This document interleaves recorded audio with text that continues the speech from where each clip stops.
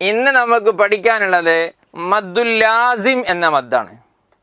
മദ്ദിൻ്റെ പേര് ആദ്യം നിങ്ങളൊക്കെ ഒന്ന് പറഞ്ഞേ. മദ്ദുൽ ലാസിം. എല്ലാവരും സ്ക്രീനിലേക്ക് നോക്കൂ. എല്ലാവരും ശ്രദ്ധിച്ച് നോക്കണം. നൂൻ ആണ് കാണുന്നത് അല്ലേ? എഴുതിയത് ആദ്യം നൂൻ എന്ന ഒരക്ഷരം. പിന്നെയോ അത് ഓതേണ്ടത് എങ്ങനെയാണ്? ഇങ്ങനെ 3 അക്ഷരങ്ങളുണ്ട് നമ്മൾ ഓതുമ്പോൾ. നൂൻ ഇല്ലേ? ഒരു ലമ്മുള്ള നൂൻ, പിന്നെ ഒരു സുക്കൂനുള്ള വാവ്, പിന്നെ ഒരു സുക്കൂനുള്ള നൂൻ, വീണ്ടും നൂൻ. ഒരു സൂറത്തിൻ്റെ തുടക്കത്തിൽ അങ്ങനെയുണ്ട്, നൂൻ വൽ ഖലമി. ഓക്കെ, ഇനി ഇത് നോക്കൂ, ഖാഫ്. ഇതെങ്ങനെയാണ് ഓതേണ്ടത് നോക്കൂ. ഖാഫ്.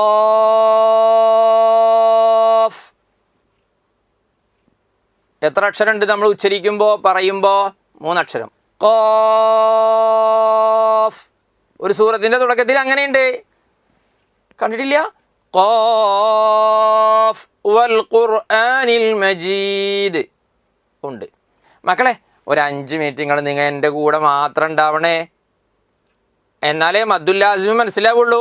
മദ്ദുൽ ലാസിം എന്ന് പറഞ്ഞത് ഇങ്ങോട്ട്. മദ്ദുൽ ലാസിം എന്ന് പറഞ്ഞാൽ മദ്ദുകളെ കൂട്ടത്തിൽ ശ്രദ്ധിച്ചിരുന്ന് പഠിക്കേണ്ട മദ്ദാണ്. 3 അലിഫിൻ്റെ അത്ര നീട്ടൽ നിർബന്ധമായ മദ്ദാണ്. അതുകൊണ്ട് ശ്രദ്ധിച്ചിരിക്കണം. ഇനി ഞാൻ നോക്കൂ, നിങ്ങളെ മനസ്സ് ഇവിടെ നിന്ന് പോകാൻ പാടില്ല. നൂൻ എന്നെഴുതിയതും ഖാഫ് എന്നെഴുതിയതും ശരിക്കും ശ്രദ്ധിച്ചു നോക്കിയേ. രണ്ടിലും മദ്ദക്ഷരമുണ്ട് ഇല്ലേ? ഞാൻ പറയുന്നു, ആദ്യം നമ്മൾ ഒരക്ഷരം എഴുതിയിട്ടുള്ളൂ. വായിക്കുമ്പോൾ 3 അക്ഷരമുണ്ട്, നൂൻ ആണെങ്കിലും ഖാഫ് ആണെങ്കിലും അല്ലേ? വായനയിലാണല്ലോ മദ്ദ് വരിക അല്ലേ? അപ്പം നോക്കൂ, മദ്ദക്ഷരം നൂൻ എന്ന് പറഞ്ഞിടത്ത് നു എന്ന ലമ്മിൻ്റെ ശബ്ദത്തെ നീട്ടാനുള്ള വാവ് മദ്ദക്ഷരം. ആ മദ്ദക്ഷരത്തിന് ശേഷം ഉള്ള അക്ഷരത്തിന് എന്താ? സുക്കൂൻ. സുക്കൂൻ. ഖാഫ് എന്ന് പറഞ്ഞെടുത്തോ, അവിടെയും അങ്ങനെ തന്നെ അല്ലേ? ഖ എന്ന ഫത്ഹിനെ നീട്ടാൻ അലിഫ്, അലിഫിന് ശേഷം ഫഇന് സുക്കൂൻ, ഖാഫ്. അപ്പം മദ്ദക്ഷരത്തിന് ശേഷം സുക്കൂൻ കണ്ടോ? കണ്ടോ? കണ്ടു. ഇനി ഇതെന്താ? നമുക്കൊക്കെ പരിചയമുള്ളതാണ്. യാസീൻ ഇല്ലേ? 2 അക്ഷരമാണ് എഴുത്തിലുള്ളത്, യാഉം സീനും. എങ്ങനെയാ ഓതേണ്ടത്? അതിതാ, യാസീൻ. യാ മദ്ദക്ഷരമുണ്ട്, യാഇൻ്റെ ഫത്ഹിനെ നീട്ടാൻ അലിഫുണ്ട്. അതിനുശേഷം സുക്കൂനുണ്ടോ? ഇല്ല. ഹംസ ഉണ്ടോ? ഇല്ല. യാ. പിന്നെ ഏതാ അക്ഷരം? സീനാണില്ലേ? സുക്കൂനുണ്ടോ സീനിന് അവിടെ? ഇല്ല. അപ്പോൾ യാ അസ്ലിയായ മദ് നീട്ടിയാൽ മതി. അടുത്ത മദ്ദക്ഷരം ഏതാണ്? സീൻ എന്ന് പറയുന്ന സി എന്ന കെസറിനെ നീട്ടാൻ യാ. യാന് ശേഷം സീൻ, സുക്കൂനുള്ള നൂന്. അപ്പോൾ മദ്ദക്ഷരത്തിന് ശേഷം സുക്കൂൻ വന്നു. ഈ 3 ഉദാഹരണങ്ങളിലും മദ്ദക്ഷരത്തിന് ശേഷം എന്ത് വന്നിട്ടുണ്ട്? സുക്കൂൻ വന്നിട്ടുണ്ട്. ശരിക്കും ശ്രദ്ധിക്കുന്നില്ലേ നിങ്ങൾ? ഉണ്ട്.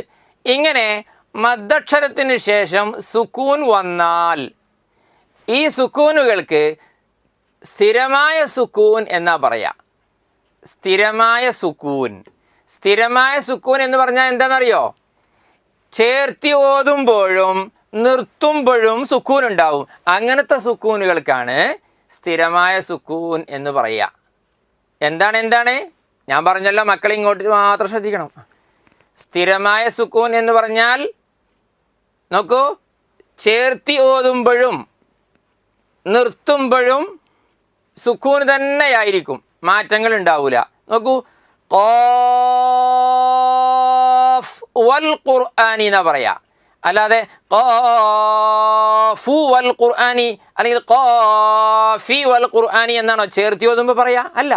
പിന്നെയോ ഖാഫ് വൽ ഖുർആനി ചേർത്തി ഓതുമ്പോഴും സുക്കൂൻ ഉണ്ടാകും, നിർത്തുമ്പോൾ ഏതായാലും ഉണ്ടാകും. മനസ്സിലായോ? അപ്പം ചേർത്തി ഓതുമ്പോഴും നിർത്തുമ്പോഴും ഉണ്ടാകുന്ന സുക്കൂൻ, അതിനാണ് സ്ഥിരമായ സുക്കൂൻ എന്ന് പറയുക. ഇങ്ങനെ മദ്ദക്ഷരത്തിനു ശേഷം മോനെ ഇങ്ങോട്ട് ശ്രദ്ധിക്കണം, ചേർത്തി ഓതുമ്പോഴും നിർത്തുമ്പോഴും ഉണ്ടാകുന്ന സുക്കൂനുകൾക്കാണ് സ്ഥിരമായ സുക്കൂൻ എന്ന് പറയുക. ഇങ്ങനെ മദ്ദക്ഷരത്തിനു ശേഷം സ്ഥിരമായ സുക്കൂൻ ഉണ്ടായാൽ അവിടെ കൂടുതൽ നീട്ടണം, അതിനാണ് മദ്ദുൽ ലാസിം എന്ന് പറയുക. ഓക്കെ? ഇപ്പോൾ നൂൻ മനസ്സിലായി, ഖാഫ് മനസ്സിലായി, യാസീൻ മനസ്സിലായി. ഇതുപോലെ തന്നെയാണ് നോക്കൂ, അലിഫ് ലാം മീം എന്നൊക്കെ പറഞ്ഞെടുത്ത് ഹമീം, ഇവിടെയൊക്കെ മദ്ദുൽ ലാസിമുകളാണ്. മീം എന്ന് പറഞ്ഞെടുത്ത്. കാരണം മനസ്സിലായോ? ഓക്കെ. ഇനി ഈ ഉദാഹരണം നോക്കൂ. എന്താ വായിക്കുക? അത്താമ്മതു. അത്താമ്മതു. ഇവിടെ മീമിന് ശദ്ദ് കാണുന്നില്ലേ? ശരിക്കും പറയൂ. ഉണ്ട്. ഇങ്ങോട്ട് നോക്കൂ. നിങ്ങൾ പഠിച്ചിട്ടുണ്ട് ശദ്ദുള്ള ഒരക്ഷരം എന്ന് പറഞ്ഞാൽ, ശരിക്കും പറഞ്ഞാൽ ശദ്ദില്ലാത്ത രണ്ടക്ഷരങ്ങളാണ്. ശദ്ദില്ലാത്ത രണ്ടക്ഷരങ്ങൾ, ഒരക്ഷരത്തിന് സുക്കൂനും അതേ അക്ഷരത്തിന് തന്നെ തൊട്ടു ശേഷം ഹർക്കത്തും വന്നാൽ അതിനെ ശദ്ദ് ചെയ്ത് പറയണം. അപ്പോൾ അത്താമ്മതു എന്ന് പറഞ്ഞാൽ എന്താ സാധനം എന്നറിയോ? നോക്കൂ, ഇതാണത്. അത്താമ്മതു. താമ്മതു ആണ് താമ്മതു ആയത്. ശദ്ദുണ്ടാകുമ്പോൾ അങ്ങനെ തന്നെയാണ്. ഒരേപോലത്തെ രണ്ടക്ഷരങ്ങൾ അഥവാ രണ്ട് മീമുകൾ. ആദ്യത്തെ മീമിന് സുക്കൂനും രണ്ടാമത്തെ മീമിന് ഹർക്കത്തും വന്നാൽ അതിനെ ഇതിലേക്ക് ചേർത്തിയിട്ട് ശബ്ദോടുകൂടി ഉച്ചരിക്കണമെന്നാണ് ഭാഷാ നിയമം. അങ്ങനെയാണ് അത്താമ്മതു ആയത്. ഇനി ഇത് നോക്കൂ, അൽ ഹാഖത്തു. ഇവിടെ എന്താ പിരിച്ചെഴുതിയാൽ എങ്ങനെ കിട്ടും? ഹാഖത്തു എന്നാകും. പക്ഷെ അങ്ങനെയല്ല ഓതേണ്ടത്. പിന്നെയോ ഹാഖ. മനസ്സിലായോ? മനസ്സിലാകുന്നുണ്ടോ? സ്ക്രീനിലേക്ക് തന്നെ നോക്കണം. മദ്ദക്ഷരത്തിനു ശേഷം അതേ കലിമത്തിൽ ഒറ്റ വേർഡാണ് ഇത്. ഹാഖ എന്ന് പറഞ്ഞതും താമ്മ എന്നൊക്കെ പറഞ്ഞത് ഒറ്റ വേർഡാണ്. മദ്ദക്ഷരത്തിന് ശേഷം ഒരേ വേർഡിൽ അഥവാ ഒറ്റ കലിമത്തിൽ സ്ഥിരമായ സുക്കൂൻ വന്നാൽ മദ്ദു ലാസിമാണ്. ഇവിടെയും മദ്ദു ലാസിമാണ്. കാരണം ൻ്റെ ഫതഹിനെ നീട്ടാൻ അലിഫുണ്ട്. അതിനുശേഷം ആ സുക്കൂൻ വന്നു. ഏത്? ആദ്യത്തെ മീമിന് സുക്കൂൻ വന്നു. രണ്ടാമത്തെ മീമിന് ഹർക്കത്തായത് കൊണ്ട് അതിലേക്ക് ചേർത്ത് ശബ്ദ് ചെയ്ത് ഉച്ചരിച്ചതാണ്. ശരിക്കുള്ളത് എന്താ? സുക്കൂൻ തന്നെയല്ലേ? സുക്കൂനുള്ളതിനെ മറ്റതിലേക്ക് ഇദ്ഗാം ചെയ്ത് ഉച്ചരിച്ചതാണ്. അപ്പോൾ അത്താമ്മത്തുൽ കുബ്ര എന്ന് പറയണം. അൽ ഹാഖത്തു പറയണം. കൂടുതൽ നീട്ടണം. കൂടുതൽ നീട്ടാൻ കാരണം എന്താണ്? മദ്ദക്ഷരത്തിന് ശേഷം അതേ കലിമത്തിൽ സ്ഥിരമായ സുക്കൂൻ ഉണ്ടായി. നൂൻ യാസീൻ, അവിടെയും മദ്ദക്ഷരത്തിന് ശേഷം അതേ കലിമത്തിൽ സ്ഥിരമായ സുക്കൂൻ ഉണ്ടായിരുന്നു. അതേപോലെ ഇവിടെയുണ്ട്. ത്വാമ്മതു അതുഹജ്ജൂനി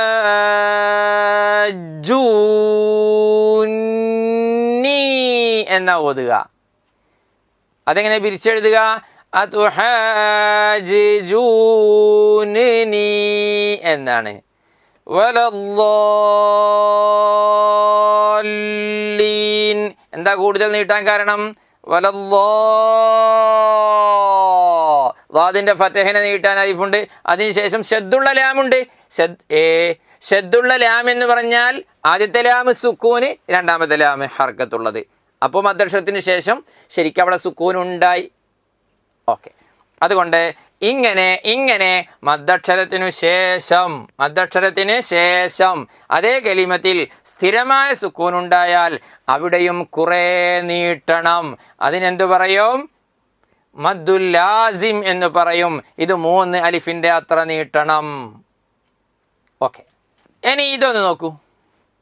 ഒരു സൂറത്തിന്റെ തുടക്കത്തിൽ ഇങ്ങനെ കാണാം, ഹമീം കഴിഞ്ഞ്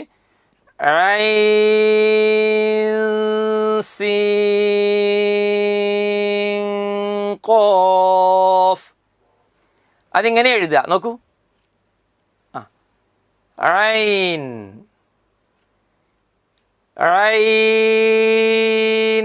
എന്ന്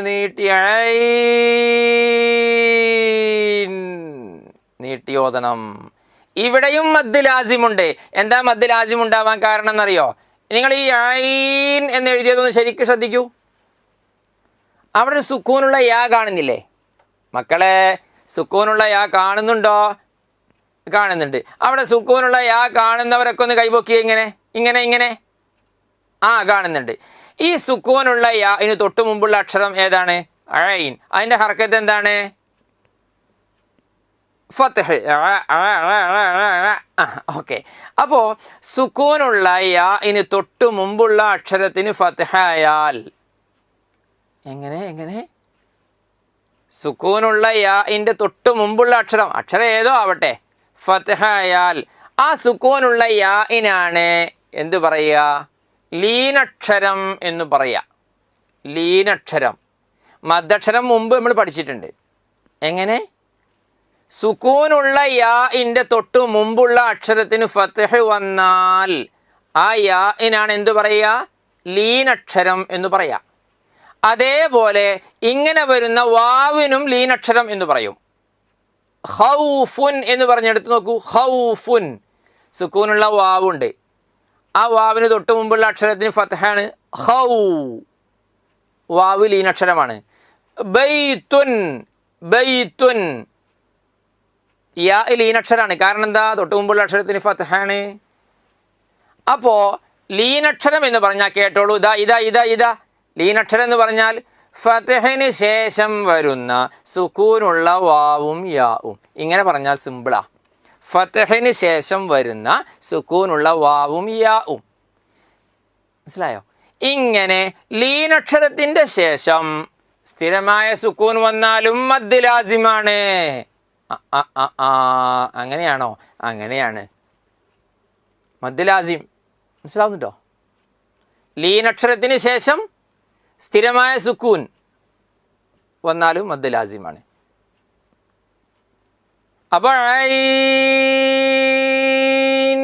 എന്ന് പറയണ ഓതുമ്പോൾ കഫ് ഹാ യാ ഐൻ സ്വാദ് എന്ന് പറയണം. ഐൻ എന്ന് കുറേ നീട്ടണം. അത് മദ് ലാസിമാണ്. ലാസിമതെന്നൊരു മദ്ദുണ്ട്, ദീർഘം 3 അലിഫിതിനുണ്ട്. മദ്ദിൻ ലീനിൻ ഹർഫിൻ പിറകെ സുക്കൂൻ സ്ഥിരമായി വന്നാലുണ്ട്. ലാസിമതെന്നൊരു മദ്ദുണ്ട്, ദീർഘം 3 അലിഫിതിനുണ്ട്. മദ്ദിൻ ലീനിൻ ഹർഫിൻ പിറകെ സുക്കൂൻ സ്ഥിരമായി വന്നാലുണ്ട്. ലാസിം എന്ന് പറഞ്ഞ മദ് 3 അലിഫിൻ്റെ ഖദർ നീട്ടണം. മദ്ദിൻ്റെ അല്ലെങ്കിൽ ലീനിൻ്റെ അക്ഷരത്തിനു ശേഷം സുക്കൂൻ സ്ഥിരമായി വന്നാലാണ് ഈ മദ് ഉണ്ടാവുക എന്ന്. ഓക്കെ, ശരി. ഇപ്പം നമ്മൾ പറഞ്ഞത് മദ്ദുൽ ലാസിം എന്ന് പറഞ്ഞാൽ എന്താണ് എന്ന്. നൂൻ മദ്ദുൽ ലാസിം കണ്ടു. ഖാഫ് ഖാഫ് മദ്ദു ലാസിം കണ്ടു. യാസീൻ മദ്ദു ലാസിം കണ്ടു. അത്താമ്മത്തു മദ്ദു ലാസിം കണ്ടു. അൽ ഹാഖത്തു മദ്ദു ലാസിം കണ്ടു. ഐൻ മദ്ദു ലാസിം കണ്ടു. ഐനിൽ മാത്രം ലീൻ അക്ഷരത്തിന് ശേഷം സ്ഥിരമായ സുക്കൂൻ, ബാക്കിയുള്ളിടത്തൊക്കെ മദ്ദക്ഷരത്തിന് ശേഷം സ്ഥിരമായ സുക്കൂൻ. ഓക്കെ, മനസ്സിലായോ? ഇതുവരെയുള്ള ഭാഗം ഇതുവരെയുള്ള ഭാഗം നിങ്ങൾ 2, 3, 4 തവണ കേട്ടിട്ടേ എഴുന്നേൽക്കാവൂ ഇന്ന്, കേട്ടോ, എന്നാലേ മനസ്സിലാവുള്ളൂ. മദ്ദുൽ ലാസിം ശരിക്കും ശ്രദ്ധിക്കേണ്ട മദ്ദാണ് കേട്ടോ.